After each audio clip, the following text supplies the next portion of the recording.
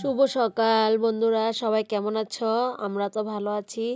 এই তো আজকে গোপাল ঠাকুরকে দিয়ে সকালটা শুরু করলাম। সকালটা সবাই ভালো কাটুক, আমারও ভালো কাটবে। এই তো এখন আমি মেয়েকে একটু পড়াবো, যেহেতু মেয়ের এক্সাম চলছে।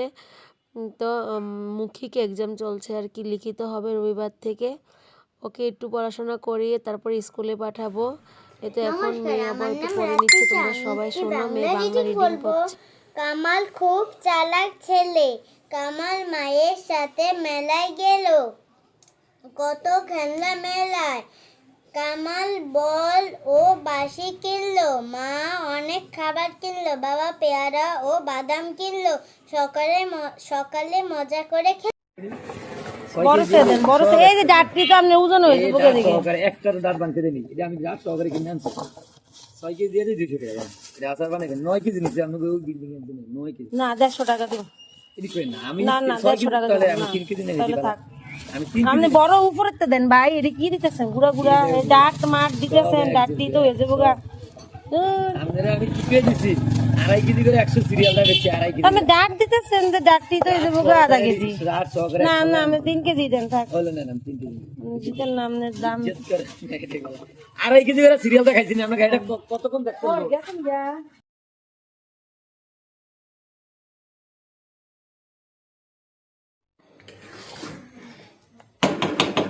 কে কে খাবে চলে আসো, জলপাইয়ের আচার করছি আমি।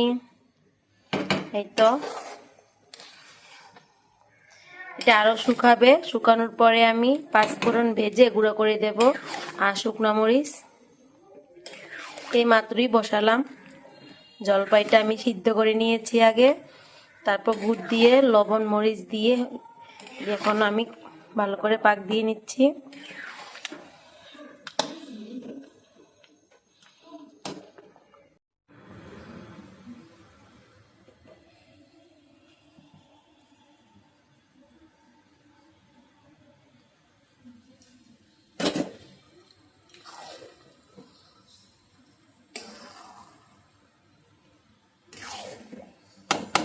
সরিষার তেল দিয়ে দিয়েছি একটু গরম করে, তাহলে আচারটা ভালো থাকে। আর এখানে পাঁচফোড়ন তেলে দিয়ে দিলাম। এ তো আচার আমার হয়ে গেছে, এখন নামিয়ে নেব।